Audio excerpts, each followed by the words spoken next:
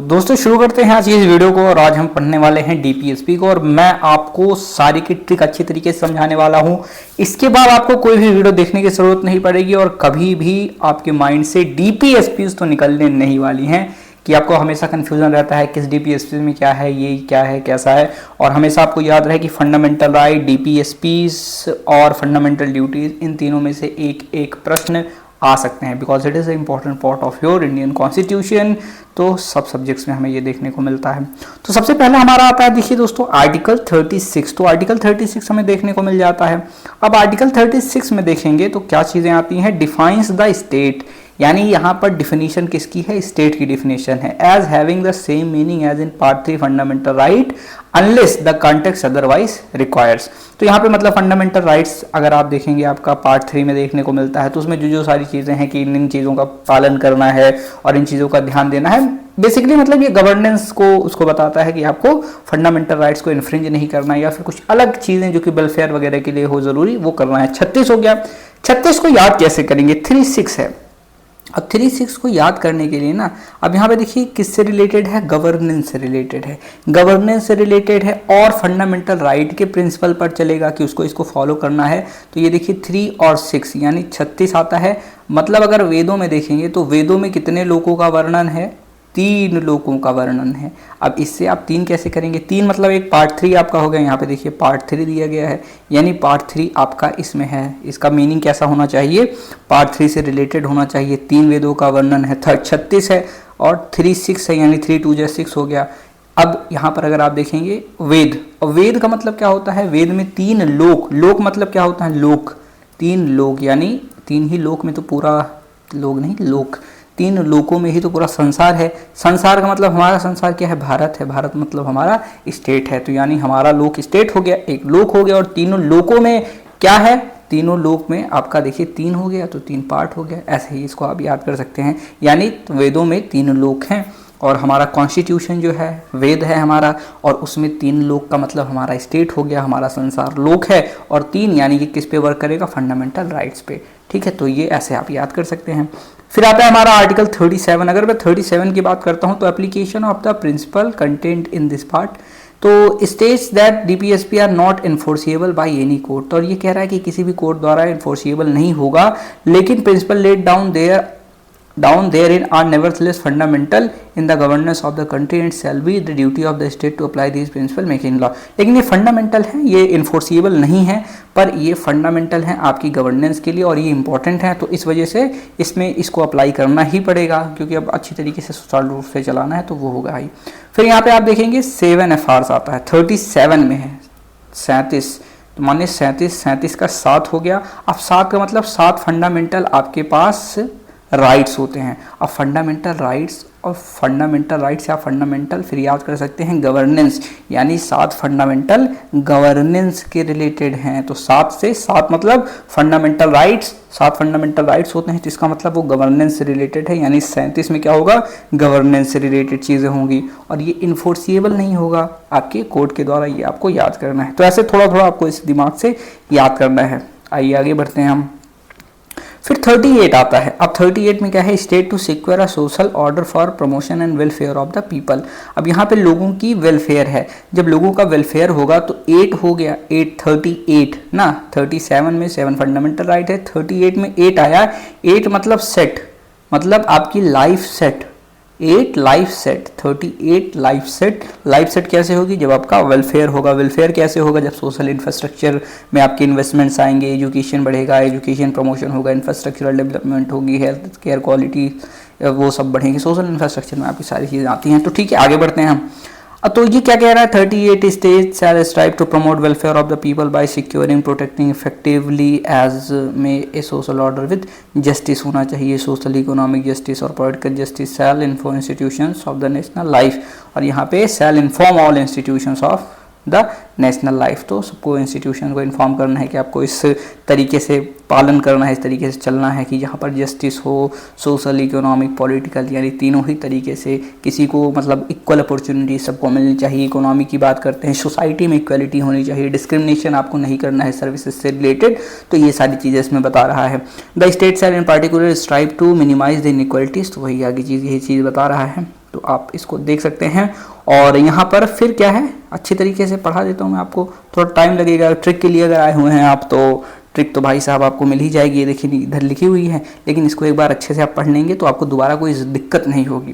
तो आप बताइए, अगर आपके कहीं भी जस्टिस आपको मिल रही है, सोशल हो, इकोनॉमिक हो, पॉलिटिकल हो, उसके साथ आप डिस्क्रिमिनेशन यहाँ पे नहीं हो रहा है, इनइक्वलिटीज़ को हटाया जा रहा है, आपके इनकम में, स्टेटस से, फैसिलिटीज़, अपॉर्चुनिटीज़ आपको अच्छी मिल रही हैं, not only amongst individual but also among group of the people residents in different areas और एंगेज इन डिफरेंट वोकेशंस। और ऐसा नहीं है कि यहाँ पे आपका सिर्फ एक लोग के लिए है, बल्कि सबके लिए। आप किसी भी जगह से आते हैं, आप किसी भी समुदाय से आते हैं, ग्रुप में रहते हैं, आप कहीं भी जगह से आते हैं, तो सबके लिए ये चीज़ें होंगी। यहाँ पे वेलफेयर की बात हो रही है। अब आर्टिकल 39 पे आते हैं। 39 देखेंगे तो यहाँ पर ये देखिए, certain principles of policies to be followed by the state, और यहाँ पे स्टेट्स के लिए गाइडलाइन दी गई है 39 में, यानी तीनों 9 बजे काम पर जाते हैं। अब ये मैंने क्यों लिखा है, तीनों 9 बजे काम पर क्यों जाते हैं, 39 आपको देखने को मिलेगा। अब क्यों जाते हैं तो आगे भी देखिए कि एंड ए कि citizen man and women equally towards direct policy towards. अब ऐसी पॉलिसीज़ बनाओ कि जो आपके सिटीजन्स हैं, मैन और वुमेन हों, उनके पास एडिक्वेट मीन्स ऑफ लाइवलीहुड, यानी इक्वल अपॉर्चुनिटी दोनों को मिलनी चाहिए। यहाँ पे डिस्क्रिमिनेशन मैन एंड वुमेन में नहीं होना चाहिए। और वुमेन एम्पावरमेंट करेंगे तभी तो वो पैरेलल आएंगी, क्योंकि वुमेन जो है काफ़ी दिनों से पीछे हैं, तो दैट्स द रीज़न वाई उनको प्रमोशन चाहिए और एम्पावरमेंट होना चाहिए उनका। That the ownership and control of material resource, यहाँ पे जो मटेरियल रिसोर्सेज हैं उसकी ownership of community are so distributed as to best strive common good. और यहाँ पे आपने लैंड रिफॉर्म्स वगैरह देखे होंगे, तो ये कह रहा है कि जो ओनरशिप है किसी रिसोर्स का, किसी जगह का, आप कहीं पे ज़्यादा खेत हैं तो किसी को ज़्यादा खेत मिले हैं, तो इस वजह से क्या आया था, जल्दी कमेंट कीजिए, जमींदारी वगैरह को हटाने के लिए abolition of zamindari, land distribution, land reforms आए थे। तो यहाँ पर जो रिसोर्सेज की इनइक्वलिटी है उसको मिनिमाइज किया जाए। That the ownership of control of material and resources community are so distributed. फिर सी में क्या आता है, सी में आता है कि the operation of economic system does not result in concentration of wealth and means of production to common detriment. और यहाँ पर क्या कह रहा है कि इधर आपका जो कंसंट्रेशन है वेल्थ का वो नहीं होना चाहिए कि रिच और ज़्यादा रिच बनते चले जाएं और पुअर और ज़्यादा पुअर बनते चले जाएं। डी में देखेंगे तो there is a equal pay for equal work. अब देखिए यहाँ पे आ गया ना, आपका इक्वल पे इक्वल वर्क होना चाहिए। अगर आपका काम एक समान है तो यहाँ पे एक समान सैलरी होनी चाहिए। Because you have seen in मेरी कॉर्पोरेट ऑफिस की वहाँ पर जो महिलाओं के लिए प्रमोशंस होते हैं वो कम होते हैं in comparison to males, because उनको ज़्यादा कैपेबल नहीं माना जाता है कि किसी एक सर्टेन पोस्ट के बाद वो ऊपर नहीं जा सकती, जबकि ऐसा नहीं होता। बहुत सारे सीईओ अगर आप देखेंगे तो हमारी वुमेन ही हैं। आगे बढ़ते हैं, फिर यहाँ पे देखिए इक्वल वर्क, तो यहीं से मैंने किया है कि 3 बजे तीनों 9 बजे काम पर जाते हैं। तो ये देखिए 3-9 बजे काम पर जाते हैं, यानी काम से रिलेटेड है, तो इक्वल वर्क इक्वल वेजेस आ गया आपका। That health and strengthen of worker men, health और स्ट्रेंथ जो है आपके वर्कर की, man and women, and tender age of children are not abused, that citizens are not enforced by economic necessity, enter avocations unsuited to their age और strength. अब यहाँ पे वही चीज़ें आ गई कि आपका वर्क से रिलेटेड है कि अब किसी की ऐसी जो एज हो गई है, मान लीजिए वो थोड़ा बुजुर्ग आदमी हो रहे हैं, आपको कुछ वो ऐसा आप उसको काम करा रहे हैं जो कर ही नहीं पा रहे हैं, बहुत छोटा बच्चा है उससे आप ऐसा काम करवा रहे हैं जो कर ही नहीं पा रहा है, उसके स्ट्रेंथ के हिसाब से नहीं है और उसकी हेल्थ सही नहीं है। अब उसकी हेल्थ सही नहीं है, आपका कोई एम्प्लॉई है आपके यहाँ काम कर रहा है और वो सफ़र कर रहा है किसी चीज़ से, आप ज़बरदस्ती उसके ऊपर एक स्लैविश पॉइंट उसमें व्यू ऐड हो जाएगा ना, तो ये चीज़ हो गई। आइए आगे बढ़ते हैं। और फिर that children are given opportunities and facilities to develop in healthy manner. और यहाँ पे जो चिल्ड्रेन होते हैं, छोटे छोटे बच्चे होते हैं, उनको ऐसी अपॉर्चुनिटीज़, ऐसी फैसिलिटीज़ देनी चाहिए जिससे वो हेल्दी मैनर में ग्रो करें। क्योंकि अब इसका बहुत बड़ा एग्जांपल मैं अगर आपको दोस्तों बताऊँ ना, तो एक टाइम था हमारे इंडिया की, मतलब जो एवरेज स्पीड ग्रोथ थी वो 5.4 फीट या 5.5 थी, ठीक है, एवरेज हाइट। और चाइना की हमसे कम थी, अगर हमारी 5 थी तो उनकी 4 ही थी, 3 ही थी, यानी लगभग 1-1.5 इंचेस का अंतर था, उससे भी ज़्यादा होता था। क्योंकि एवरेज अगर आप देखेंगे, थोड़ी अच्छी फैमिली, वेल्दी फैमिली देखेंगे इंडियन में, हरियाणा वगैरह में चले जाएंगे जहाँ न्यूट्रिशन बेटर है, तो वहाँ पे हाइट और अच्छी देखने को आपको मिल रही थी। बट लेकिन अब क्या हुआ कि धीरे धीरे इतने सालों में ऐसा हो गया कि अब चाइना की एवरेज हाइट 5.7, 5.8 पहुँच गई है। सोचिए यहाँ पर उनने न्यूट्रिशन में इतना ध्यान दिया, तो अगर चिल्ड्रन को न्यूट्रिशन में, एक्सरसाइज में, व्यायाम में, इन सारी चीज़ों में ध्यान देंगे तो उनका जो जेनेटिक्स है वो इवॉल्व होगा। प्रोटीन रिच डाइट्स देंगे तो वही कह रहा है कि अपॉर्चुनिटी होनी चाहिए हेल्दी मैनर में ग्रो करने की, और हमने ये चीज़ मिस किया, इस वजह से आज हम देखते हैं कि कितनी प्रॉब्लम हो रही हैं हम लोगों को। ठीक है, अब 39A में आते हैं। 39A को देखेंगे तो यहाँ पे equal justice and free legal aid मिलनी चाहिए। अब ये किसके अंदर आता है आपको पता होगा, नालसा है ना। तो यहाँ पे the state shall secure operation for legal promote social justice on basis of equal opportunity particular provide free legal aid मिलनी चाहिए, सुटेबल लेजिस्लेशन और schemes in any other way ensure opportunities for securing justice denied to citizen by reason of economic और the disabilities. यानी कोई भी economic अगर उनको समस्याएं हैं, अपॉर्चुनिटी उनको नहीं मिल रही है और आप जाते हैं, जैसे कि आप बहुत गरीब हैं या फिर कोई डिसेबल है, वो एक्सेस नहीं कर पा रहे हैं, तो उनको फ्री लीगल एड मिलनी चाहिए। इसको याद करने का तरीका क्या है, 39A में सरकार ने AC बसेस की, अब देखो 9A मतलब AC हो गया, तो सरकार ने AC बसेस फ्री की हैं उनकी सहायता यानी एड के लिए। अब सहायता यानी एड के लिए, ठीक है। अब यहाँ से पहले आपने क्या किया, अब इसको दोनों को जोड़ लीजिए। जो दोनों को जोड़ेंगे कैसे, 39 में मैंने आपको बताया कि तीनों 9 बजे काम पर जाते हैं, यानी 3 और 9 हो गए, 9 बजे काम पर जाते हैं, यानी वर्क से रिलेटेड है, वेलफेयर से रिलेटेड है। फिर जब वो काम पे जाएंगे, अब 39 वाला ही आर्टिकल है, जब वो काम पे जाएंगे तो सरकार ने उनके लिए AC बसेस फ्री की हैं उनकी एड के लिए। अब एड में आ गया, एड का मतलब हो गया लीगल एड, उनकी एड के लिए सरकार ने AC बसेस फ्री की हैं। AC buses A 39A AC से A याद कर लीजिए, और एड के लिए फिर अगर उनको, अब इसमें थोड़ा और आगे जोड़ लीजिए कि मान लीजिए अगर उनको किसी भी प्रकार की समस्या होती है ऑफिस पहुंचने में, तो अब रास्ते में जा रहे हैं, उनकी बस जा रही है, तो अब वो जो है किसी से एक्सीडेंट हो गया उनका भाई साहब, तो इंश्योर्ड होती है बस, आपकी इंश्योर किया है, तो सरकार ने कहा कि नहीं, किसी के ऊपर कोई भी ज़बरदस्ती नहीं होगी, सब लीगली यहाँ पे सिक्योर हैं क्योंकि उनकी गलती नहीं है। बस जा रही है, वो रोड पे टकरा गई, एक्सीडेंट हो गया, तो भाई उसमें उनकी क्या गलती है, तो फ्री लीगल एड उनको मिल गई। ठीक है, ऐसे समझ लीजिए। आगे बढ़ते हैं हम। 3940 में फिर आता है organisation of village panchayat. Village panchayat की बात हो रही है। State shall keep take step to organise village panchayat and endow them with such powers and authority. तो स्टेट्स को जो है ऐसे ऐसे स्टेप्स लेने चाहिए जिससे विलेज पंचायत जो है वो गवर्न की जा सके, और उनको पावर्स देनी चाहिए, थोड़ी अथॉरिटीज़ देनी चाहिए, जिससे क्या हो, डिसेंट्रलाइजेशन ऑफ पावर हो। यानी आर्टिकल 40 एज एन एग्जाम्पल आप लिख सकते हैं कि डिसेंट्रलाइजेशन ऑफ पावर के लिए ये चीज़ इंपॉर्टेंट है। आर्टिकल 40, तो उनको ऐसी पावर मिलनी चाहिए which is necessary may be necessary to enable them to function as units of self government, यानी सेल्फ गवर्नमेंट की यूनिट के रूप में काम करें, कि उनके पास पावर्स हैं, थोड़ी थोड़ी अथॉरिटीज़ भी हैं कि ये डिसीजन ले लिएगा, भैया फलाने का मेड़ काट लिया है, फलाने खेत हो गया है, तो पंचायत आती है, देखती है, अच्छा तो ये बात है, अच्छा ये खसरा खतौनी में इतना है तुम्हारा, तो तुम तो यार मेड़ ज़रूर काटे हो क्योंकि उसका खेत यहाँ से यहाँ तक है, लेकिन तुम्हारा खेत ऐसे बढ़ कैसे गया है, इसका मतलब तुमने निरहू मेड़ी काटी है ज़रूर। अब निरहू भैया से पूछेंगे, तब दोनों की पंचायत है, तो उनको थोड़ा ऐसी अथॉरिटी, ऐसी पावर दे दिया जाएगा, जैसे आपके SDM के पास होता है, रेवेन्यू के, लैंड के, आपके DM के पास होता है, थोड़ी बहुत उनको पावर अथॉरिटीज़ देनी चाहिए कि हाँ वो लिख दें कि पंचायत इस चीज़ को प्रमाणित करती है कि इनका खेत जो है यहाँ से यहाँ तक था, पर इन्हें नहीं हुआ है, एक बार इनको वार्निंग दे दी जाती है और इनकी मेड़ी सही करा दी जाए और इस पर कोई लीगल एक्शन ये ना ले सके। ठीक है, तो ऐसी होनी चाहिए कि अगर इस सत्यता है इसमें, बाद में फिर इससे क्या होगा कि जुडिशरी के बर्डन्स भी कम होंगे, कि वो जाके फिर SDM के यहाँ कंप्लेंट करेगा, फिर जाके सेशन कोर्ट में, डिस्ट्रिक्ट कोर्ट में, फिर वहाँ से भागेगा high court, supreme court.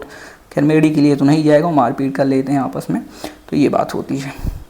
As a example आप समझ लीजिए। अब देखिए यहाँ पे क्या होता है, 40 में हम देखेंगे, 40 मतलब 4 आ गया, 4 0 है, तो 4 लोग बैठकर पंचायत, ठीक है, 4 लोग बैठकर पंचायत कर रहे हैं। होता है ना, अरे यार 4 जने बैठ पंचायत करते हैं, तो सुबह 4 जने चाय टपरी पर बैठ गया, मतलब ऐसा होता है ना कि 4 दोस्त मिल करके हम चाय की टपरी पे बैठ करके बढ़िया चाय पीते पीते पंचायत कर रहे हैं, तो ऐसा ही समझ लीजिए ऑर्गेनाइजेशन ऑफ विलेज पंचायत, 4 दोस्त बैठ करके पंचायत कर रहे हैं, पंचायत करते हैं, तो उसमें राजनीति करता है क्या, ठीक है, यही होता है, तो ऐसे याद कर लीजिए आप। ठीक है, अब आगे बढ़ते हैं। राइट टू वर्क आता है आर्टिकल 41 में, right to work, to education and to public assistant in certain cases की बात होती है। The state shall within the limit, और यहाँ पे लिमिट की बात आ जाती है कि यहाँ पे लिमिट के अंदर ही of its economic capacity and development, यानी जितनी सरकार की इकोनॉमिक कैपेसिटी और डेवलपमेंट है, मेक इफेक्टिव प्रोविजंस, ऐसे प्रोविजंस बनाए जाएं जिससे सिक्योर हो right to work, education and public assistance in case of unemployment. अगर कहीं पे अनएम्प्लॉयमेंट है तो अपनी कैपेसिटी के हिसाब से सरकार कोई ऐसी पॉलिसीज़, कोई ऐसे प्रोविज़न्स, कोई ऐसी स्कीम्स लेके आए जिससे अनएम्प्लॉयमेंट हटे, ओल्ड एज लोगों को फ़ायदा हो, सिकनेस से दूर होनी चाहिए, डिसेबिलिटी हो उसमें किसी उन लोगों में किसी प्रकार की, तो वो उनको भी कुछ सहायता दी जा सके। And in other cases of under served want, और ऐसी कोई केसेस जिसमें अंडर सर्व्ड वांट्स है, यानी उनको ज़रूरत है बहुत दिन से लेकिन उनके साथ ये चीज़ हो नहीं पा रही है। ठीक है, आगे बढ़ते हैं। 41 का ट्रिक क्या आता है कि उनके चारों बच्चे एक ही स्कूल में पढ़ते हैं। अब देखिए, राइट टू वर्क हो गया, राइट टू एजुकेशन हो गया, तो 4 हो गया, उनके चारों बच्चे। अब चारों बच्चे एक ही, मतलब 4 बच्चे और एक ही स्कूल, यानी 41, चारों बच्चे एक ही स्कूल में पढ़ते हैं, तो यानी right to work and right to education भी इसमें आता है। और 41 में हमेशा आपसे एजुकेशन के बारे में ज़रूर पूछेगा, वर्क के बारे में तो पूछता ही है, पर यहाँ पे एक, अब या तो इसको ये भी कर सकते हैं। इसमें देखिए मैंने ऐसे बनाया हुआ ना कि राइट टू, उनके चारों बच्चे एक ही स्कूल में पढ़ते हैं। ठीक है, अब उनके घर के चारों दोस्त, या चारों दोस्त, जो 4 दोस्त टपरी बैठ के चाय पी रहे थे, वो एक ही कंपनी में काम करते हैं, तो यहाँ पे वर्क कर दीजिए कि चारों दोस्त एक ही कंपनी में काम करते हैं, तो चारों दोस्त 40, 4 से चारों दोस्त एक ही कंपनी, मतलब 41, यानी 41 से याद आ गया। तो आप उनके चारों बच्चे एक ही स्कूल में पढ़ते हैं, ये चारों दोस्त एक ही कंपनी में काम करते हैं।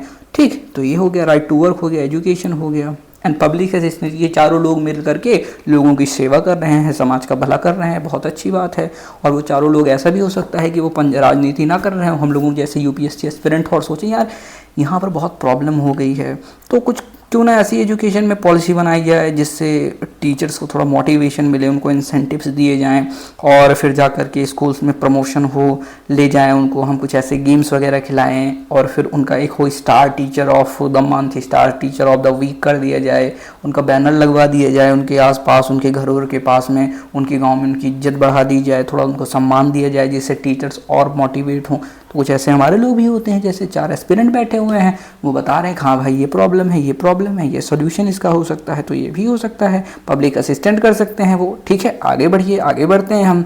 The state shell in limit, फिर ठीक है, अब 42 की बात करते हैं, तो provision for just an human condition of work and maternity relief. अब 42 में क्या है कि ऐसे प्रोविज़न दिए गए हैं कि जस्ट होना चाहिए और ह्यूमन कंडीशन होनी चाहिए, यानी एक अब ऐसे है कोई इंसान है काम करने के लिए, मैटरनिटी रिलीफ उनको मिलनी चाहिए, जैसे औरतें हैं। अब औरतें है प्रेग्नेंट हैं, किसी की शादी हो गई है और वो जो हैं जाती हैं काम करने के लिए, वो प्रेग्नेंट हैं इस टाइम पे।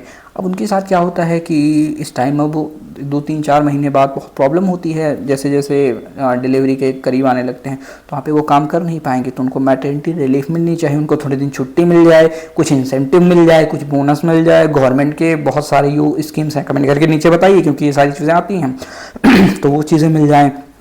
और जस्ट एन ह्यूमन कंडीशन, अब एक आदमी ही है, वो काम कर रहा है, सुबह 8 बजे उसको बुला लेते हैं, आप 10 बजे छोड़ते हैं, और बढ़िया खूब खतरनाक गर्मी लग रही है, आपने बिजली बचाने के लिए पंखा भी नहीं लगाया है, एसी भी नहीं लगाया है, कुछ नहीं लगाया हो, गर्मी में बेचारा परेशान हो रहा है, ना अच्छे से पानी पीने का है, ना टॉयलेट है, ना वॉशरूम है, ऐसा कुछ उसकी व्यवस्था नहीं है, पानी पीने का नहीं है, आप चाय पानी का भी व्यवस्था ही नहीं कर रहे हैं। ठीक है, आके उनको जो है टॉर्चर कर रहे हैं, बार बार प्रेशर डाल रहे हैं, तो ये जस्ट एंड ह्यूमन कंडीशन नहीं होगी। ठीक है, तो ये चीज़ हो गई। अब यहाँ पे the state shell make provision for securing just and human condition of work and for maternity relief, तो यहाँ पे गवर्नमेंट को आगे आना चाहिए, and they should give the guidelines, उनको गाइडलाइन प्रोविजंस देने चाहिए, किनको, कंपनीज को, कि आपको किस तरीके से काम करने हैं। अब यहाँ पे देखिए 42 आ गया, यानी 2 की बात हो रही है। 42, अब देखिए 2 बच्चे पैदा करो, ह्यूमैनिटी की रक्षा करो, यानी अब यहाँ पे 2 लोग, अभी आप देख रहे हैं पोल्यूशन बहुत ज़्यादा है, पोल्यूशन बढ़ रहा है, उसी के साथ यहाँ पर अगर आप देखेंगे रिसोर्सेज का जो कंजम्पशन है वो बहुत ज़्यादा हो रहा है, ओवर यूज़ हो रहा है, ओवर कंज्यूम चीज़ें हो रही हैं, और कंज्यूमरिज्म यानी उपभोक्तावाद बहुत तेज़ी से बढ़ रहा है। तो यहाँ पे पॉपुलेशन, जैसे जैसे आप कितने भी पेड़ लगाइए लेकिन पॉपुलेशन बढ़ेगी तो चीज़ें होंगी।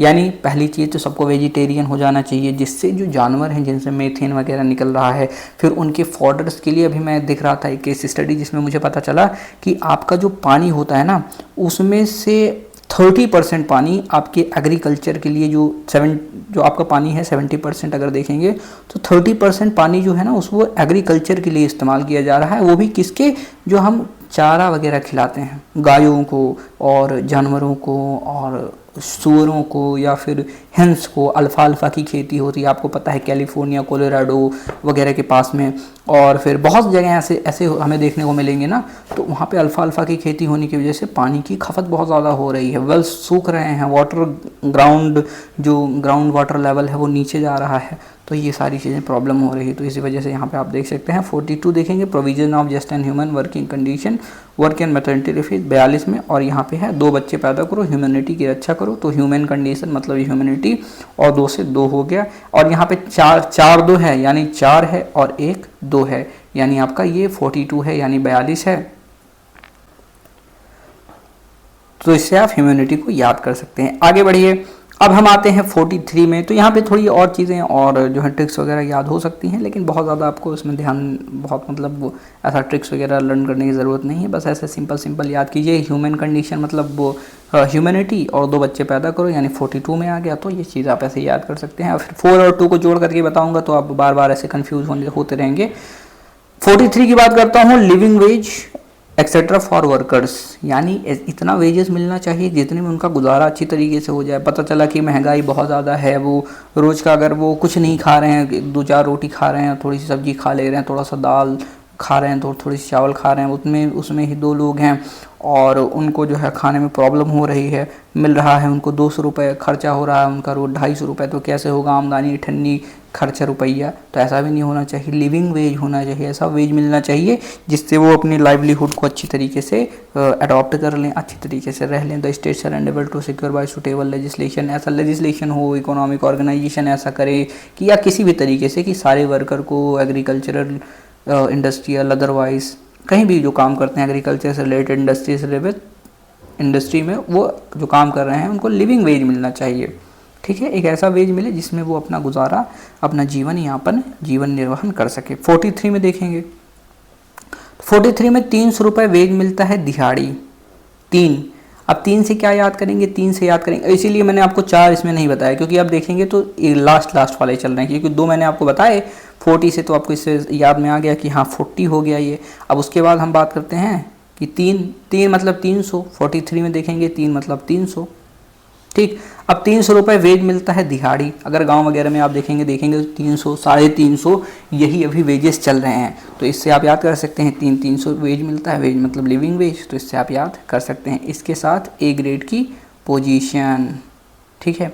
अब ए ग्रेड की पोजीशन 43A आता है। अब 300 रुपये वेज मिलता है, लेकिन लिविंग वेज फॉर वर्कर, इसके नीचे आइए, participation of worker in management industries. अब वो तो काम तो कर रहे हैं, लेकिन उनका पार्टिसिपेशन होना चाहिए किसमें, मैनेजमेंट ऑफ इंडस्ट्रीज़ में भी उनको ध्यान देना चाहिए कि भैया बताओ कि हमारी जो इंडस्ट्रीज़ हैं उसमें क्या क्या चीज़ों की ज़रूरत है, आपको क्या चीज़ों की ज़रूरत है, आपके लिए जो गाइडलाइन, जो रूल्स, जो मैनेजमेंट बता रहा है उसमें आप बताइए आपकी क्या राय है, कैसे इम्प्रूव किया जा सकता है आपकी वर्किंग कंडीशन, लिविंग कंडीशन, या कंपनी को कैसे सुधारा जा सकता है।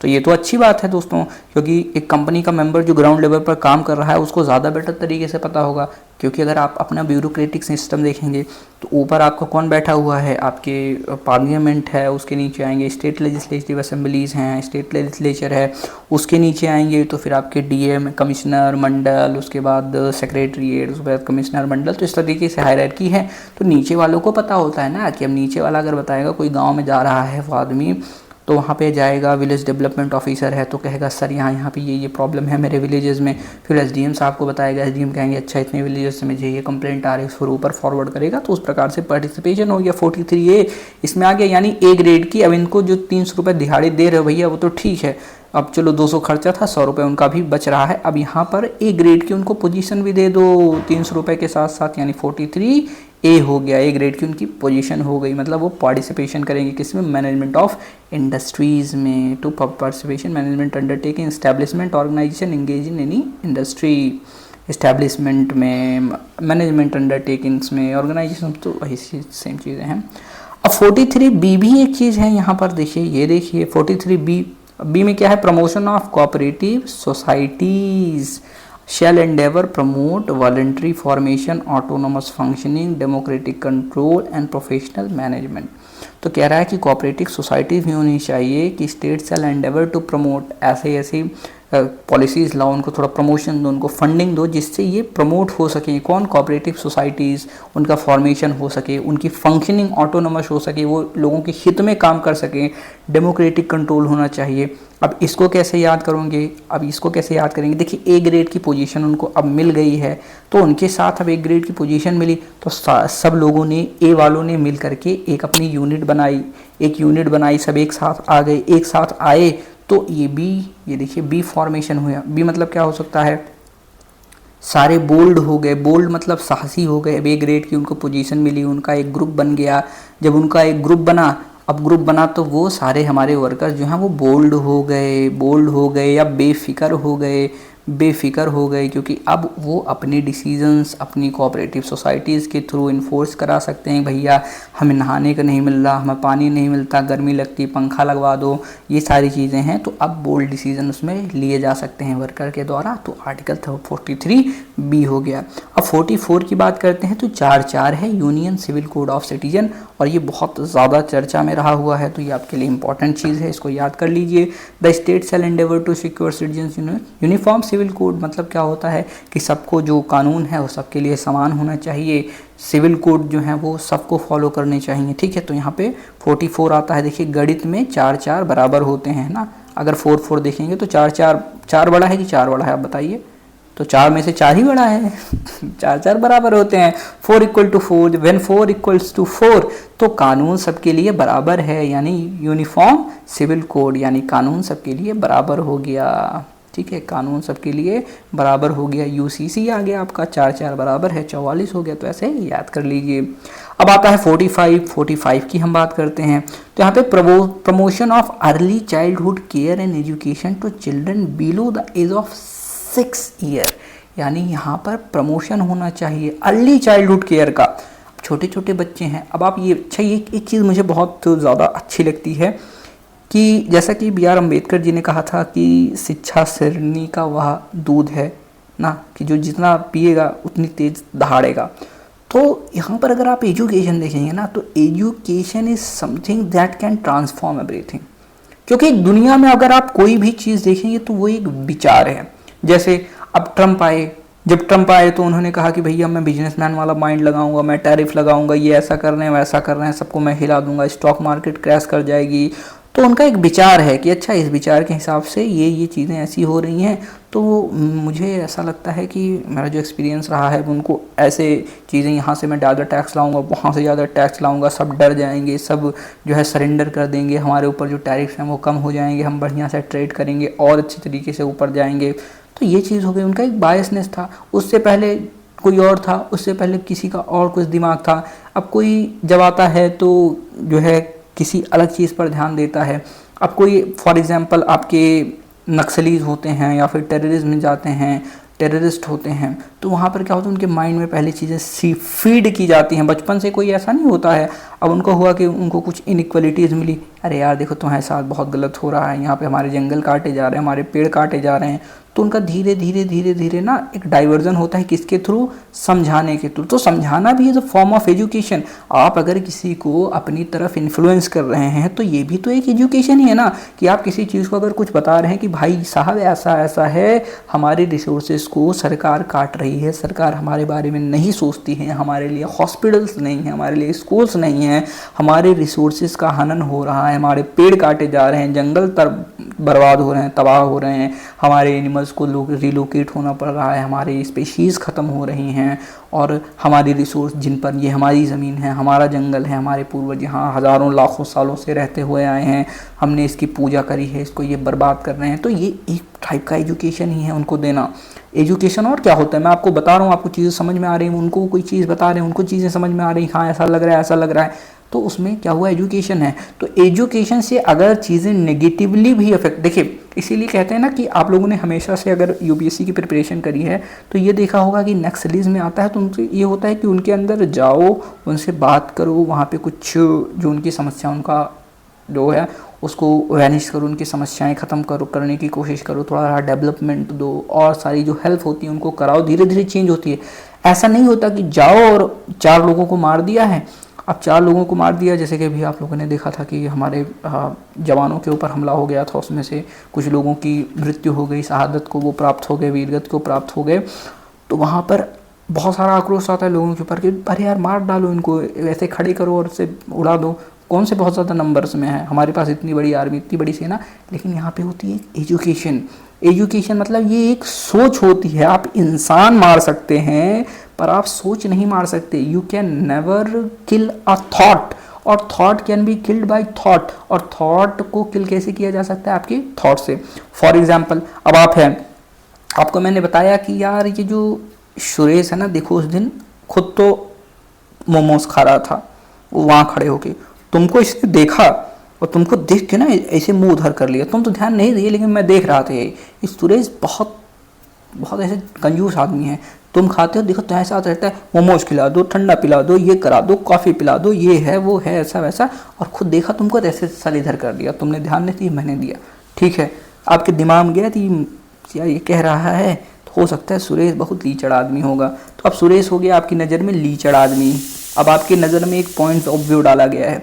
लेकिन फिर अगले दिन क्या होता है? अगले दिन बात ये हो जाती है कि आप जा रहे हैं रास्ते में, ऐसे दूर दूर जा रहे हैं, अब सुरेश भैया बैठा है बढ़िया कहीं मैकडी वैकडी में, पिज़्ज़ा हट में बैठा है, बड़ी बढ़िया चीज़ स्टारबक्स की कॉफ़ी खा रहा है, पी रहा है 500 रुपये की, और जितने की आती हो। तो ऐसे कमेंट वाले बोलेंगे अरे सर आपको नहीं पता 500 रुपये कॉफ़ी थोड़ी आती है, 350 का आती है, 400 का आती है, तो बिल बताने लगते हैं। हो गई।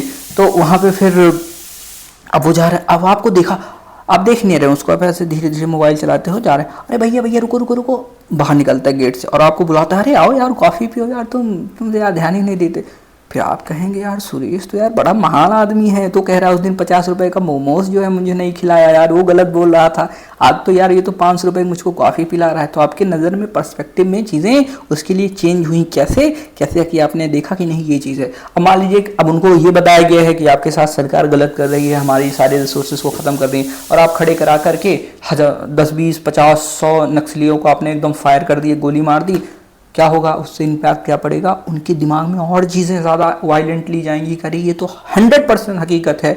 कुछ लोग जो बाहर की वीडियो देखेंगे, बाहर के इंडिया को देख के आएंगे, एक्सप्लोर करेंगे कि नहीं यार ऐसा तो नहीं है, सब तो खुशी तो रह रहे हैं यार, हम लोग थोड़ा कुछ गलत तो नहीं कर रहे हैं। होते हैं कुछ लोग, लेकिन फिर अगर आप मार देंगे, अरे बहुत सही कर रहे हैं, इनको तो और मारना चाहिए, फिर वहाँ पे और ज़्यादा चीज़ें इंस्टेबिलिटी को बढ़ाएगी और ये बहुत लॉन्ग स्केल पर ये बढ़ता जाएगा। तो ये चीज़ें होती हैं। ठीक है, तो इसमें मैंने आपको थोड़ा इंटरनल सिक्योरिटी के बारे में भी, इंटरनल सिक्योरिटी का एंगल भी बता दिया है। आप ऐसे स्टोरीज, केस स्टडीज़ भी अपने मेंस में थोड़ा बहुत इस्तेमाल कर सकते हैं। ठीक, तो ऐसे डीपली जाके सोचेंगे तो आपको चीज़ें समझ में आएंगी। तो मैं कहाँ था दोस्तों? Promotion of education. ये देखिए 45 पे था ना मैं। Promotion of early childhood care and education to children below the age of 6 year. 6 साल के नीचे की बात हो रही है। तो यहाँ पे 45 है हमारा, ये 45 है। अब 5 साल के बच्चा हो गया। अब पहले गांव में क्या होता था कि यहाँ पे प्राइमरी स्कूल में लेके जाएंगे तो कहते थे भैया 5 साल का आपका बच्चा होगा तभी हम इसका एडमिशन करने वाले हैं, वरना इसको अभी आप घर रखे रहिए। तो 5 साल एक ऐसी कंडीशन होती थी। तो अब क्या कहते हैं कि 5 साल का बच्चा हो गया, अब क्या 6वें साल नाम लिखवाओगे स्कूल में, यानी बिलो 6 ईयर। तो 5 साल का आपका बच्चा हो गया, 5 साल में आप तो जाके लिखवा दो, 6 साल से कम है, क्या 6वें साल में अगले साल लिखवाओगे, 1 साल लेट कर दोगे? तो वही कह रहा है 6 साल के नीचे की बात हो रही है। तो यहाँ पे क्या 6 साल में लिखवाओगे, यानी 5 साल में ही लिखवा दो। तो बिलो 6 ईयर मतलब 5 ईयर। तो यहाँ पे 5 तो डायरेक्ट दिया नहीं गया है, लेकिन हम 5 ऐसे देखते हैं ना कि 5 साल का लड़का हो गया है और 5 साल का लड़का हुआ तो इसका नाम लिखवाओ, तो इससे ऐसे याद कर सकते हैं विदाउट एनी प्रॉब्लम। आगे आइए 46 की बात करते हैं। Promotion of educational and economic interest of schedule caste. यानी यहाँ पे प्रमोशन करना है किसका, किस चीज़ का? एजुकेशन का और इकोनॉमिक इंटरेस्ट का। उनको इकोनॉमिक अपॉर्चुनिटीज़ देनी चाहिए, उनको एजुकेशन से जो है वंचित नहीं रखना चाहिए। एजुकेशन की उनको अच्छी खासी फैसिलिटीज़ देनी चाहिए। एजुकेशन से फिर मुझे याद आया कि एक चीज़ आप और देखेंगे कि शहरों में ऐसा क्यों है कि शहरों में जो लोगों का स्कूल जाने, जो बच्चे यहाँ पे छोटे छोटे, उनकी अटेंडेंस ज़्यादा है इन कंपेरिजन टू गांव। उसके पीछे बहुत बड़े कारण आपके 2 हैं। पहला क्या? पहला एक स्कूल एडमिनिस्ट्रेशन कि उनको कितना ज़्यादा दूसरों का ख्याल रहता है, कि बच्चों का ख्याल रहता है कि इसने ये नहीं किया, वो नहीं किया, ये हो गया, वो हो गया। दूसरा पेरेंट्स होते हैं, यहाँ पर पेरेंट्स की रिस्पॉन्सिबिलिटी बहुत ज़्यादा बढ़ती है, क्योंकि अगर आप शहर में देखेंगे तो हर पेरेंट्स उठता है, आपका मन नहीं होगा, आपकी मम्मी उठाती है, नहीं आएगा, 2 थप्पड़ पड़ेंगे, नहीं जाएगा, तो आपको डराती हैं, धमकाती हैं, चॉकलेट देती हैं, बेटा आज चला जाए तो चॉकलेट खिलाऊंगी, आज शाम को आ गए तो तुम्हारे साथ गेम खेलूंगी, जाओ पढ़ के आओ। तो ऐसे ऐसे धीरे धीरे धीरे उनके माइंड को ट्रेन किया जाता है। लेकिन गाँव में क्या, उनसे कोई मतलब ही नहीं है, अब बच्चा कहीं और जा रहा है, या फिर माँ बाप जो हैं वो बाहर चले जाते हैं, माँ चली जाती है खेत में काम करने के लिए, क्योंकि इकोनॉमिक उनको 300 साढ़े 300 रुपये कमाने हैं, फिर उनको 3 साढ़े 300 दोनों को मिला करके उतनी उनकी आमदनी नहीं है कि एक ऐसा केयर टेकर हो। अब वो बेचारी सुबह 9 बजे काम पे चली जाती है, 8 बजे काम पे चला जाता है, उनके पिता बेचारे वो भी 8-9 बजे काम पे चले जाते हैं, दुकान पे चले जाते हैं, या कहीं खेतों में काम करने, लेबर का काम करने, कहीं भी काम करने चले जाते हैं। अब घर पे कोई है नहीं, बच्चा हुआ अकेला, तो यहाँ पे ऐसा होना चाहिए ना कि उनके काम के हिसाब से, जैसे फॉर एग्जांपल अब स्कूल्स को, गांव के स्कूल्स को स्पेशली 7-8 बजे खोल देना चाहिए। 7-8 बजे उनको स्कूल्स को ओपन कर दो कि जो भी माँ बाप हैं वो काम पे जाने से पहले स्कूल के अंदर उनको लेके आएँ, और उसके बाद टीचर की जिम्मेदारी है कि आप उनका ख्याल रखिए, गेट का ताला बंद करिए, कोई भी बाहर नहीं जाने पाए, आपकी ये जिम्मेदारी बनती है।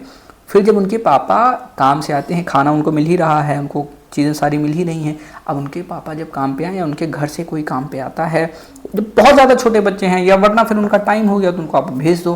फिर इसमें ये भी होता है ना कि जैसे घर घर जाके पहुंचोगे, अब बीच में रास्ता जा रहा है, कोई इसको बड़ा मिल गया, कोई सिगरेट पी रहा है, कोई बीड़ी पी रहा है, कोई कुछ पी रहा है, कोई ये पी रहा है, अब बच्चा कहेगा यार उनको बात टेस्ट करना ज़रूरी है, तो टेस्ट करते करते वो भाई टेस्ट में हो जाता है। तो यहाँ पे ये चीज़ होनी चाहिए कि अगर वो घर से बाहर निकल रहे हैं ना, तो उनके ऊपर एक नज़र होनी चाहिए, उनको आइसोलेट नहीं करने देना है। तो या तो फिर ऐसा कर दो कि जैसे होता है ना, आप शहर में देखे होंगे कि चाइल्ड सिटिंग होती है, चाइल्ड केयर होती है, वैसे इन स्कूल्स के अंदर भी हो कि हाँ चलो ठीक है, 2 बज गए, अब हम जा रहे हैं, ठीक है। अब टीचर्स को कितना देर आप पढ़ा सकते हो यार, टीचर भी इंसान ही है, 7 बजे 8 बजे अगर उसको बुला लोगे, मैं कह रहा हूँ, फिर वो 8 बजे रात तक तो बैठेगा नहीं। हाँ 7-8 बजे 6 बजे उसके पापा काम पे आएंगे बच्चे के, तब तक तो बैठ नहीं सकता।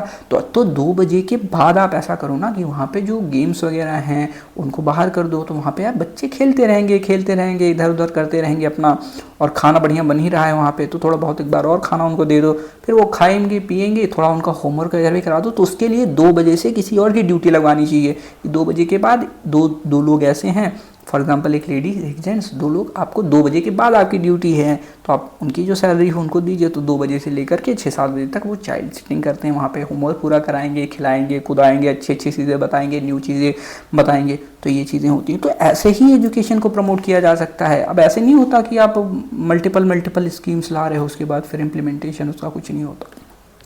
थोड़ा सा अगर आप चीज़ों में डीप, मैं अगर सोचता हूँ ना, तो मैं सोचता हूँ ऐसा क्यों है, तो फिर मैं ऐसे अंदर घुस जाता हूँ, घुसने की कोशिश करता हूँ, फिर मैं इमेजिन करता हूँ अच्छा ये बात है, अच्छा ये बात है। गांव में ही रहता हूँ, मुझे पता ही है कि बच्चे इधर उधर टहल रहे हैं, कोई मछली मारने जा रहा है, कोई जो है बीड़ी पी रहा है, कोई सिगरेट पी रहा है, कोई छुप छुपा के रोडों पर ही टहल रहा है, कुछ नहीं मिला तो 4 बच्चे छोटे छोटे चड्डी पहन के, बनियान पहन के रोड पर टहल रहे हैं, उनका यही काम है। पर शहर में तो ऐसा हमें नहीं मिलता, क्योंकि ऐसी चीज़ें वहाँ पर हमें देखने को मिलती हैं। तो ये चीज़ें होती हैं, तो ऐसा अगर हो तो बहुत अच्छी बात है।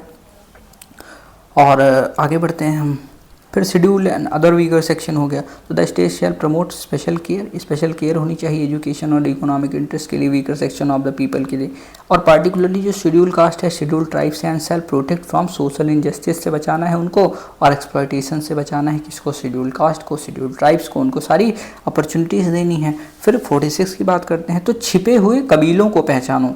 अब 6 मतलब छिपे हुए, 6 से छिपे हुए हो सकते हैं, छिपे हुए कबीलों मतलब आपका कबीला होता है, कबीला मतलब शेड्यूल ट्राइब्स, तो छिपे हुए कबीलों को आप पहचानिए, कबीला मतलब शेड्यूल ट्राइब्स, छिपे हुए कबीलों को ढूंढो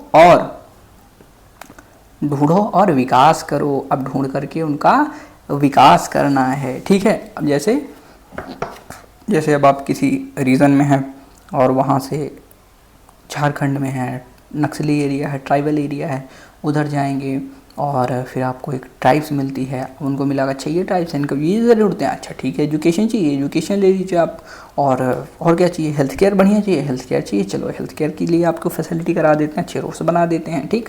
तो ये सारी चीज़ें हैं। आगे बढ़ते हैं हम 47 की बात करते हैं। Duty of the state to raise level of nutrition. अब यहाँ पे न्यूट्रिशन का लेवल भी बढ़ाना है, ये ड्यूटी है स्टेट की, यानी स्टैंडर्ड ऑफ लिविंग, और लिविंग स्टैंडर्ड भी बढ़ाना है और पब्लिक हेल्थ को भी बढ़ाना है। तो state shall regard raising nutrition level, तो ये सारी चीज़ें वैसे ही हैं, ठीक है। तो इंटॉक्सिकेंट्स से बचाना है, ड्रग्स से जो कि इंजूरियस हैं हेल्थ से ना, तो ये चीज़ें भी आ सकती हैं, इंटॉक्सिकेंट्स, ड्रग्स, तो ऐसे पूरा मैं पढ़ा देता हूँ आपको ना। तो the state shall regard raising the level of nutrition of standard living its people and their improvement of public health among its primary duties, and in particular the state shall endeavour to bring about the provision the consumption except for the medical purpose of intoxicant. तो यानी यहाँ पर prohibition होना चाहिए कि बिना, अब छोटे छोटे बच्चे आपके सोल्यूशन पी रहे हैं, क्यों पी रहे हैं, कैसे उनको मिल रहा है। अगर आप, मैं फिर ये सोचता हूँ कि ये बताइए, शहर से मैं कंपेयर करता हूँ जहाँ पे अभी कंडीशंस अच्छी हैं, आप किसी हाई क्लास प्रोफाइल सोसाइटी में चले जाइए, अच्छे शहर में चले जाइए, तो छोटे बच्चे आपको क्या करते मिलेंगे।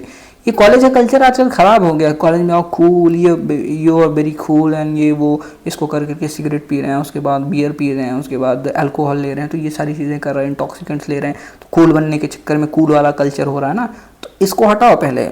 ये तो फिर बच्चा बड़ा हो गया तो उसको क्योंकि सिर्फ एजुकेशन से ही समझाया जा सकता है, फिर उसके ऊपर आप सख्ती नहीं कर सकते, लेकिन बचपन में तो you have the control on your child.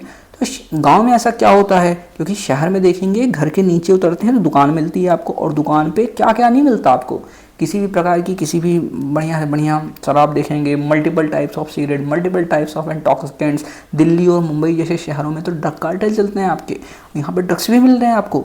But what is the reason कि सोल्यूशन बिहार के बच्चे पी रहे हैं, यूपी के बच्चे पी रहे हैं, छोटे छोटे हरियाणा पंजाब के गाँव के बच्चे सोल्यूशन पी रहे हैं, ऐसा क्यों? क्योंकि उन बच्चों के ऊपर पेरेंट्स की, टीचर्स की पकड़ नहीं है, नज़र नहीं है, तो दैट्स अ रीज़न। अवेलेबिलिटी आपके शहरों में ज़्यादा है, लेकिन शहर के छोटे बच्चे आपको उतना ज़्यादा नशा करते नहीं मिलेंगे।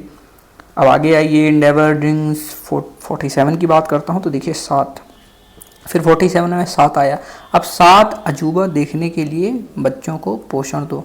अब 4 बच्चे हैं आपके क्लास के, या चारों बच्चों को, 4 से ऐसे या 4 करते, यानी चारों बच्चों को, एक क्लास के 4 बच्चे हैं ना, अब चारों बच्चों को 7 अजूबा देखने के लिए पोषण दो, खाना दो। अब 7 अजूबे देखने हैं, 7 अजूबे इस दुनिया में, तो कहाँ, ताजमहल देखने जाएगा, ताजमहल यहाँ से गया, ताजमहल देखने के लिए थक गया, बोला भैया अब नहीं जाऊँगा, फिर वहाँ से और पकड़ के गया कहीं और देखने के लिए कुछ और अजूबा। अब बताइए 7 अजूबे कौन कौन से, कमेंट करके बताइए। तो सबको देखने जाएगा तो पोषण की, न्यूट्रिशन की ज़रूरत लगेगी, तो चारों बच्चों को 7 अजूबे देखने के लिए पोषण दे दो। आगे बढ़िए 48A, protection and improvement of environment and safeguarding of forest and wild life. अब ये बहुत ज़्यादा इंपॉर्टेंट है, 48A आ गया है। यहाँ क्या होना चाहिए कि प्रोटेक्शन होना चाहिए और इम्प्रूवमेंट होनी चाहिए, किसमें, इन्वायरमेंट में, और सेफगार्ड होना चाहिए, सेफगार्ड करना चाहिए किसको, फॉरेस्ट और वाइल्ड लाइफ का। यहाँ पे बहुत ज़्यादा एक्सप्लॉइटेशन चल रहा है, डिफॉरेस्टेशन हो रहा है, पोल्यूशन हो रहा है, वाटर पोल्यूशन, एयर पोल्यूशन, सारे पोल्यूशन जहाँ वो फैल रहे हैं, इंटॉक्सिकेंट्स फैल रहे हैं, एयर क्वालिटी इंडेक्स धीरे धीरे नीचे जा रही है, तो इन सबको बचाना चाहिए स्टेट को, ठीक है। तो यहाँ पर ऐसी पॉलिसीज़, ऐसी इनिशिएटिव्स लेके आए। अब देखिए 48A की बात करते हैं। ए में क्या आता है कि इनको A ग्रेड का चारा और वातावरण देते हैं। अब 48 देखेंगे, 48 अच्छा ये मैंने आप मिस कर दिया ना 48। तो organisation of agriculture and animal husbandry, अब इसमें बात आ रही है 48 में किसकी, कि organisation of agriculture and husbandry, agriculture और हस्बेंड्री का ऑर्गेनाइजेशन होना चाहिए। जैसे स्टेट्स, यहाँ पे state shall endeavour organise agriculture animal husbandry, तो वहाँ पर मॉडर्न, उनको क्या क्या मिलनी चाहिए, मॉडर्न और साइंटिफिक लाइंस पर, जैसे वैक्सीनेशन हो गया, और फिर उनको ड्रग्स जो मिलनी चाहिए, दवाइयाँ मिलनी चाहिए अच्छी खासी, उनका देख रेख। आपने देखा होगा, अगर गाँव में तो रहते नहीं होंगे, अगर रहते होंगे ना, तो आपके अगर आप गांव में वो रखे हुए हैं, गाय रखे हुए हैं, बढ़िया सी गाय है, कोई भी देसी भी गाय है, कोई दिक्कत वाली बात नहीं है, फिर आप उसको अगर रजिस्टर करा लेते हैं, जैसे डॉक्टर्स होते हैं, डॉक्टर आते हैं आपके तहसील वाले, तो वहाँ पे ऐसे कानों में टैग लगा देते हैं, ऐसे पीला पीला टैग होता है। वो टैग लगाने से क्या होगा ना कि उनका नंबर होता है, टैग लगाते हैं कान पर, फिर डॉक्टर साहब आते हैं, उसको इंजेक्शन जो ज़रूरी होगी, बीमार होगी इंजेक्शन दे देंगे, दवा दे देंगे, आपको बताएंगे कि ब्रीडिंग पीरियड क्या है, कैसे इसको सही से रखें,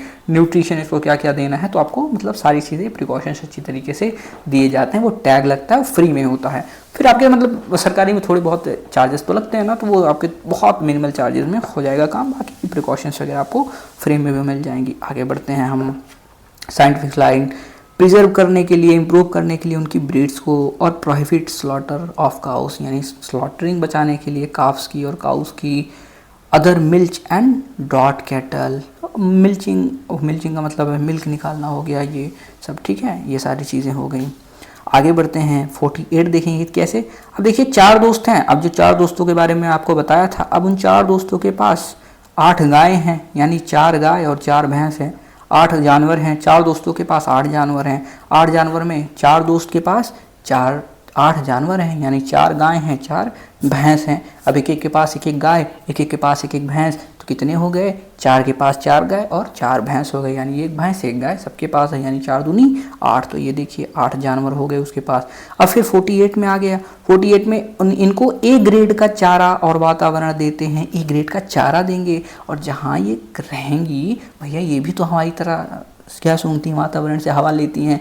अब यहाँ पे मीथेन बहुत ज़्यादा हो गया है, क्योंकि अगर देखें ये खाना खाती हैं तो मीथेन निकालती हैं, तो जानवरों की संख्या ज़्यादा होगी, मीथेन ज़्यादा हो जाएगी।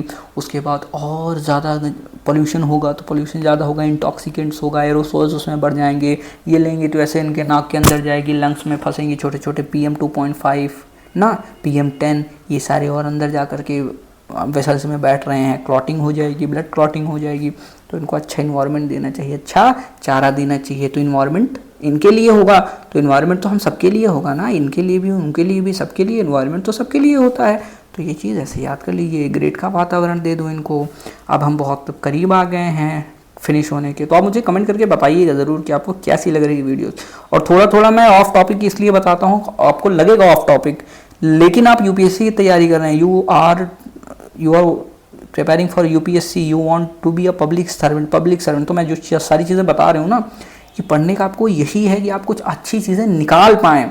एक ब्यूरोक्रेट बन करके बस रूढ़िवादी धारणाओं पर चलना, और रूढ़िवादी धारणा का मतलब इन द सेंस कि आपका जो कॉन्स्टिट्यूशन में बना दिया गया है और जो पॉलिसीज एक बार गवर्नमेंट दे दी उसी को चलना, ऐसा नहीं होता। आपको वहाँ पे रिफॉर्म्स के लिए लाया जाता है, सर्विस के लिए आपको प्रॉब्लम देखनी है, प्रॉब्लम एक्सीलेट करनी है। फिर एक ऐसा टाइम आएगा आप सेक्रेटरीट में जाएंगे, सेक्रेटरी होंगे, PMO के सेक्रेटरी होंगे, फिर पॉलिसी इंप्लीमेंटेशन, पॉलिसी मेकिंग का काम आएगा। इम्प्लीमेंटेशन के बाद आप पॉलिसी मेकिंग करेंगे, तो वहाँ पर अगर आप चीज़ें ऐसे ऑब्जर्व करते हैं, अच्छा ये प्रॉब्लम है, ये प्रॉब्लम है, वो प्रॉब्लम है, ऐसा है, अच्छा ये ऐसा है, किस वजह से ऐसा है, फिर जाएंगे ऑन ग्राउंड थोड़ा रिसर्च करेंगे, देखेंगे, आपको चीज़ें समझ में आने लगेंगी और आप उसको नई नई पॉलिसीज़ बनाएंगे, क्योंकि पॉलिसी बनाने का काम आप ही का है, आपका, इसीलिए मैं आपको बता रहा हूँ। तो ठीक है, तो जो अच्छे लोग हैं वो समझेंगे और वो पढ़ेंगे। और वैसे बनना तो 200 का ही है IAS, और 200-300 की IAS IPS सिलेक्शन 1000 का, 900 का, 945 950 का ही होना है हर साल। तो सब समझेंगे भी नहीं और सब बनेंगे भी नहीं, तो ये भी चीज़ होती है। ठीक है, भीड़ होती है 10 लाख की, सिलेक्शन बहुत कम लोगों का होता है। हाँ, लेकिन उसमें आप लोग अगर हैं, किसी के अंदर बहुत ज़्यादा जुनून है। फॉर एग्जांपल अगर मैं बताऊं तो मैं ऐसे सोचा, मैंने जब UPSC की प्रिपरेशन करना भी स्टार्ट किया तो 2 साल इन्वेस्ट करने के बाद कहा कि मैंने हाँ ठीक है, मुझे कुछ चीज़ें ऐसी पता चली हैं। अब अगर आप कुछ ना कर पाए, आप नहीं पाते हैं, आपका रियली में कुछ ज़रूरत है, तो आप, मैं बताऊँ, आप कुछ मत करिए, आप जो है NGO खोल लीजिएगा अपना, आप अपनी नॉलेज को बढ़ाइए, नॉलेज बढ़ाइए। तो आप जो है कोचिंग वगैरह भी अपने यहाँ पे दे सकते हैं, सस्ते में कोचिंग दीजिए। बहुत अगर बड़ी बड़ी कोचिंग देखेंगे लाखों रुपए ले रही हैं, आप 2000-3000 हर महीने, 2-3 हज़ार में कोचिंग दीजिए। आप हर महीने लीजिए, 2000 ले लीजिए, 24,000 में ही उनका पूरा साल ख़त्म हो जाएगा। ठीक है, आप 1500 ले लीजिए, 2000 ले लीजिए, 1000 ले लीजिए, तो जैसे भी आपको सुटेबल लगे, जिस एरिया में है उस हिसाब से आप कोचिंग पढ़ाइए। और प्लस आप एक अपना NGO खोल लीजिएगा। NGO खोलने के बाद अगर आपको पब्लिक सर्विस करनी है, ठीक है, तो NGO खोल करके आप उसमें से जाइए, दिन भर जो टाइम मिले आपका 4-5 घंटे का, उसमें आपको NGO में इन्वेस्ट कीजिए, नई नई पॉलिसीज़ इंप्लीमेंटेशन करने का काम कीजिए। ठीक है, तो वही होता है। और ऐसे चिंता करने की कोई बात नहीं है, अगर आपको कुछ भी मिलेगा या नहीं मिलेगा, वो सब कुछ क्षण मात्र का होता है, वो सब मिथ्या है, एक छलावा होता है ना। आपने गीता में सुना होगा कि ये सब छलावा है, ये सब माया है। कैसे? आपको कुछ आज मिल गया, कल छिनना ही है। कल आप जा रहे हैं, पता चला एक्सीडेंट हो गया, आपका ख़त्म हो गए। कल आप जा रहे हैं, हार्ट अटैक आ गया, ख़त्म हो गए। आप जा रहे हैं कहीं पे, अब DM हैं, अब SDM हैं, DM हैं, कुछ भी बन गए, DM बन गए हैं, आप जो है आपकी ज़िंदगी चली गई। फिर वो तो चली जाएगी ना। अगर आप देखेंगे, अगर आपकी उम्र आज 30 साल की है, 25 साल की, 21 साल की है, 22 साल की है, 18 साल की है, तो आप 18 साल आपको पता चला? नहीं पता चला। आप अपने पिताजी से, अपने दादाजी से पूछेंगे, दादाजी आप 75 के हो गए, 80 के हो गए, आपको पता चला? नहीं पता चलता, कुछ नहीं पता चलता। तो ऐसा ही होता है, फिर चीज़ें कम पड़ती हैं। आप हज़ारों साल जी लेंगे, फिर भी आपको कम ही पड़ेगा कि आप कहेंगे कि हज़ारों साल और जीना है। और काम क्या करना है? सुबह उठो, ब्रश करो, चाय वाय पियो, फ्रेश हो, उसके बाद फिर खा पी के फिर अपना काम करो, शाम को आओ सो जाओ, और क्या काम है। तो ऐसे ऐसे मतलब होता है चीज़ें, उसका कुछ हासिल नहीं होती ना, तो उसमें थोड़ा उच्चतम काम करने की कोशिश आपको करते रहना है, और डिमोटिवेट नहीं होना कि नहीं होगा तो नहीं होगा। क्यों नहीं होगा, आपको बस कुछ उच्चतम करना सोचना है, उच्चतम करने की कोशिश करनी है। एक मैं वीडियोस बनाया था 8-10 दिन पहले, फिर मैंने उसको डाला नहीं, तो उसको डाल देता हूँ मैं, उसको देखिएगा जा करके कि क्या कैसे करना है। और गलतियाँ होती हैं, कोई बात नहीं, गलतियाँ होती सबसे होती हैं, आप भगवान थोड़ी हैं। जब उसमें मैंने बताया बड़े बड़े लोगों से, बड़े बड़े ऋषियों मुनियों से गलती हो जाती हैं, जो कि ब्रह्म की प्राप्ति कर चुके हैं। हम आप तो बहुत छोटी चीज़ हैं, आगे बढ़ते हैं हम, ठीक है। तो 48 49 आगे 49 पे, protection of monuments and places. अब यहाँ पे प्रोटेक्शन किसका है, मोनूमेंट्स का और प्लेसेस का। अब जो मोनूमेंट्स बनाए गए हैं, जो जगह हैं, हमारी धरोहर है जिनको हम कहते हैं। अब मान लीजिए ऐसे कोई जगह है, कोई कैस्टल है, अब वो बहुत बढ़िया बनाया गया है, और वहाँ जाते हैं आप, कोई मंदिर, पुरानी हमारी मंदिर है, इतनी अच्छी अच्छी मंदिर बनाई है, चोला के टाइम में देखेंगे तो उन्होंने बहुत अच्छी अच्छी मंदिर बनाई है। वहाँ गए, अब आपको देखिए बड़ा अच्छा लगा, सोचिए इस टाइम के लोग कैसे ये काम कर लेते थे, और कैसे इतनी अच्छी कार्विंग करते थे, कैसे ये मोनोलिथिक जो आपकी टेम्पल्स बनाई गई हैं कि पूरा पहाड़ काट करके नीचे टेम्पल है, अब नीचे इसको कैसे बनाया, मतलब इसे कैसे काटा। तो ये चीज़ होती है ना कि मेस्मराइजिंग होती है कि वाह क्या काम किया है इन लोगों ने, कितनी मेहनत करी है, तो क्या एक्सेलेंस है उनके अंदर। तो इससे भी होता है, तो इसको प्रोटेक्ट करना ज़रूरी है। 49 में अगर हम देखेंगे तो ये थोड़ा सा इधर कर देता हूँ, नवरत्नों की तरह। अब नवरत्न नवरत्न कहाँ थे, नवरत्न आप बताइए कहाँ थे, तो आपको पता चलेगा। नवरत्नों की तरह 9 है, 49 है ना। तो अब चार लोगों के पास, 4 दोस्तों के पास 9 रत्न हैं। 9 रत्न क्या होते हैं, 9 रत्न मतलब उनके पास 9 रत्न हैं, हाथों में 9 रत्न रखे हैं, या फिर 9 रत्न आप जोड़ सकते हैं। किसके रेन में थे 9 रत्न, आप कमेंट करके बताइए, किसके राज्य में थे 9 रत्न। तो 9 रत्नों की तरह भारत की धरोहर है, स्मारक, मोनूमेंट्स, यानी हमारे भारत की धरोहर है। जैसे किसी के राज्य में 9 रत्न हुआ करते थे, या कि आप चारों दोस्तों के पास 9 रत्न रखे हुए हैं, तो उनकी ऐसे ही हमारे जो धरोहर है किसकी, हमारे देश की। तो ठीक है, आगे बढ़ते हैं हम, इसको मैं ऊपर कर देता हूँ, ठीक है। अब आगे बढ़ते हैं, प्रोटेक्शन मॉन्यूमेंट्स। तो east shall be obligation of the state to protect every monuments. Obligation है स्टेट का कि एवरी मॉन्यूमेंट को प्रोटेक्ट करना चाहिए। प्लेस और ऑब्जेक्ट ऑफ आर्टिस्टिक और हिस्टोरिक इंटरेस्ट, जिनमें आर्टिस्टिक हो, पेंटिंग्स वगैरह हो गई, जैसे आपकी केव्स में बहुत सारी पेंटिंग्स मिली हैं। डिक्लेयर्ड और under law made by parliament, और बाई डिक्लेयर्ड बाई और अंडर लॉ, यानी अब डिक्लेयर की गई है पार्लियामेंट के द्वारा, उसको नेशनल इंपॉर्टेंस मिली है। या फिर ऐसे भी हो तो आपकी हो ना हो, लीगल चीज़ हो ना हो, आपको कोई अच्छी चीज़ मिल जाती है। अगर आप कहीं पे मान लीजिए आपके घर की नींव की खुदाई हो रही है, जैसे गांव में बहुत होता है, तो नींव की खुदाई में बहुत सारी चीज़ें मिली हैं, आपको कुछ अच्छी मिलती है तो गवर्नमेंट को इन्फॉर्म कीजिए कि भाई साहब ये चीज़ हमारे यहाँ मिली हुई है। तो ऐसा मत कीजिए कि मिट्टी पत्थर दिखा, अरे पटको यार, फोड़ो यार, ऐसा नहीं। किसी भी चीज़ को आपको सेफ करना है, सेफ गार्ड करना है, और कहीं भी जाते हैं तो टच करने की कोशिश करते हैं और छूते हैं, गिरा देते हैं, तो ऐसा देखिए कि उसको आप हार्म ना करें किसी तरीके से, ठीक है। आइए, और वैसे हम इंसान हैं, हम हमेशा चाहेंगे कुछ ना कुछ हमें मिलता रहे, मिल जाएगा तो अच्छी बात है, हर चीज़ हासिल करना चाहते हैं, पर कितनी चीज़ हासिल करोगे आप, एक हैं, बट ये अनगिनत चीज़ें हैं।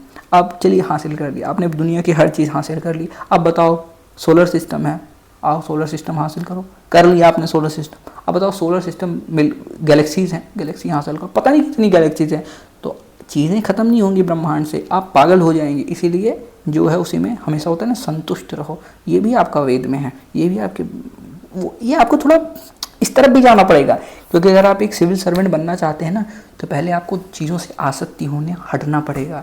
फिर आप सोचेंगे मैं सिविल सर्वेंट बन गया, आप चलो भैया चाप के अपना करप्शन करता हूँ, इतना घर बनवाऊँगा, वो यहाँ घर बनवाऊँगा, वो घर बनवाऊँगा। किसके लिए बनवाओगे, बच्चों के लिए ना, पूत कपूत तो का धन संचय। आप अगर आज IAS बन रहे हैं, आपके घर में कोई IAS नहीं है, ठीक है, कोई सिविल सर्वेंट नहीं है, कोई अधिकारी नहीं, कोई बड़ा आदमी नहीं है, तो आप बताइए आप बने कैसे, how you have become, because you are capable, you are eligible, आपके पास आपने एफर्ट्स किए आपने। तो अगर कोई ऐसा होगा जो कैपेबल होगा, अब आपका बेटा हुआ फॉर एग्जांपल, उसको कैपेबल बनाइए ना किसी चीज़ को, इस चीज़ में नहीं किसी और चीज़ में, किसी स्पोर्ट्स में डालिए, स्पोर्ट्स में जाइए, उसको पैसे देने की आपको क्या ज़रूरत है, उसको आप स्किल दीजिए, नॉलेज दीजिए। आपने इतनी मेहनत करी हुई है, आप इस पोजीशन पर बैठे हुए हैं, सोचिए कि आप कहाँ थे, आपके पापा किसान हैं, आपके पापा टीचर हैं प्राइमरी, जैसे मेरे पापा हैं प्राइवेट स्कूल में पढ़ाते हैं, उनकी कितनी सैलरी होगी, 5-6 हज़ार सैलरी होगी ज़्यादा से ज़्यादा। तो अब मैंने फिर मेहनत करी, यूट्यूब पे मैंने काम किया, मैंने अपनी सारी जो चीज़ें हैं, डेस्कटॉप वगैरह, PC वगैरह, आईफोन, ये सब वो कैमरा वगैरह जुगाड़ करके फिर मैंने और वीडियोस बनाई, 23-24 हज़ार सब्सक्राइबर हुए मेरे ऑटो चैनल पे, थोड़े बहुत पैसे आने लगे धीरे धीरे। फिर क्या कि चलो यूपीएससी ट्राई करते हैं, तो ऐसे हुआ। तो आप मतलब अगर इस लेवल से ऊपर आए हुए हैं तो ये समझिए कि आपके अंदर कैपेबल, आप क्या दे सकते हैं उसको, अपना पैसा दे सकते हैं कि भैया लो करप्शन है जो उड़ो, नहीं, आप उसको अपनी क्वालिटी दीजिए, पैसा तो वो कमा लेगा जैसे आज आप कमा रहे हो। तो वही होता है कि बच्चों को अगर आपको देना है तो ऐसा मत सोचिए मेरी 4 पुस्त बैठ के खाएगी, आप 4 पुस्त को अपनी नॉलेज, अपनी लेगेसी दो, उनको फ्रीडम दो कि हाँ तुम स्पोर्ट्स बढ़िया खेलते हो, स्पोर्ट्स जाके खेलो यार, तुम एक्टिंग अच्छा करते हो, एक्टिंग कर लो यार, पढ़ाई अच्छे हो, पढ़ाई में अच्छे हो, अच्छा कर लो, ये मेरे साथ वेलफेयर एक्टिविटीज़ कर रहे हो, मैं आईएएस हूँ, पब्लिक सर्विस कर रहे हो, भाई क्या बात है, तुम्हें एनजीओ खुलवा देता हूँ, आओ एनजीओ में पब्लिक सर्विस करो, फंडिंग लो, ठीक है, ऐसा होता है। तो ये चीज़ें करवाइए, यही चीज़ें हैं। तो ऐसे ही अगर आप सोचेंगे ना तो फिर आप 20 बंगले बनवाएंगे वो भी कम पड़ेगा। पूत कपूत का धन संचय, पूत सपूत का धन संचय। जिसको 20 बंगलों की कदर नहीं होगी ना वो भी ख़त्म कर देगा, वो आएगा ज़मीन पे ही, रोड पे ही। और जिसको एक चीज़ की कदर होती है वो फिर 20 बना भी सकता है। तो ये चीज़ें होती हैं। ये आपके एथिक्स भी पढ़ा दिए मैंने इसी में आपको, ये एथिक्स में भी डाल दीजिएगा। आइए आगे बढ़ते हैं हम। तो एक सारी चीज़ें एक दूसरे से इंटर रिलेटेड होती हैं और यही होता है कि आपको अगर अच्छा सिविल सर्वेंट बनना है तो आपको पहले इन सारी चीज़ों से को समझना पड़ेगा। एक फिलोसफिकल लेवल पे, वेदांतिक लेवल पर, वेदांत, वेद, तो ये सारी चीज़ों से, गीता पढ़िए, गीता पढ़ेंगे तो आप ये सारी चीज़ें आपको धीरे धीरे समझ में आने लगेंगी। फ्रॉम, ठीक है, importance from spoliation, disfigurement, destruction, removal, disposal, export. अब आप ऐसा कुछ नहीं है जाके वहाँ पे कानाफूसी कर रहे हो, छेड़छाड़ी कर रहे हो, उसको बेच दिया। आपने देखा होगा कि बहुत बहुत मूर्तियाँ पुरानी पिक्चरों में बहुत आता था। आज एक मंदिर में हमको सुजीत, आज एक मंदिर में मुझको सोने की मूर्ति मिली है, इसकी कीमत तो लाखों में होगी और हम अमीर हो जाएंगे, तो बेच देता है ले जाके। तो ऐसा नहीं करना है हमें। 49 देखेंगे तो 9 रत्न हो गया। 50 की बात करते हैं, separation of judiciary from executive, तो ये चीज़ ये इंपॉर्टेंट है। 50 का मतलब क्या है, सुप्रीम कोर्ट और प्राइम मिनिस्टर की ताकत। हाँ, अब आइए यहाँ पे। अब आपको पता है सरकार कौन चलाता है, सरकार चलाता है पार्लियामेंट, सरकार चलाती है पार्लियामेंट, या फिर एग्जीक्यूटिव आपके जो होते हैं काउंसिल ऑफ मिनिस्टर्स हो गए, आपका पीएम हो गया। लेकिन सरकार, कॉन्स्टिट्यूशन का गार्जियन किसको कहते हैं, गार्जियन कहते हैं भैया किसको, सुप्रीम कोर्ट को। यानी पार्लियामेंट और सुप्रीम कोर्ट के अंदर अगर देखेंगे तो 50%, 50:50 का रेशियो है। तो यहीं पे है एग्जीक्यूटिव कौन होता है, पीएम एग्जीक्यूटिव का पार्ट होता है। तो यही समझ लीजिए कि एग्जीक्यूटिव है जिसमें काउंसिल ऑफ मिनिस्टर पीएम हो गए, इधर आपका जुडिशरी हो गया, सुप्रीम कोर्ट, हाई कोर्ट। तो ये इन्फोर्सिएबल है कि ऐसा कुछ काम करेंगे भैया, 50% काम है, तुम पॉलिसी तो बनाओ, लेकिन 50% हमारे पास भी ताकत है, तुम्हारी ये पॉलिसी हम रोक सकते हैं कि नहीं भैया ये गलत काम है बाबू, ऐसे ना हो पाए। तो ऐसा नहीं हो पाएगा। तो 50% ताकत, यानी 50 में आई, 50% ताकत मिली, बांट दिया गया। तो इससे आप याद कर लीजिए, आर्टिकल 50 में बातें आ गई। और ये मैं बहुत पहले वीडियो बना देता, लेकिन दरअसल क्या हुआ कि ये मैंने जहाँ पे लिखा हुआ था मैं वो गायब हो गई थी। तो मैंने कहा कि आज बना ही देता हूँ, आज एकदम अच्छी तरीके से।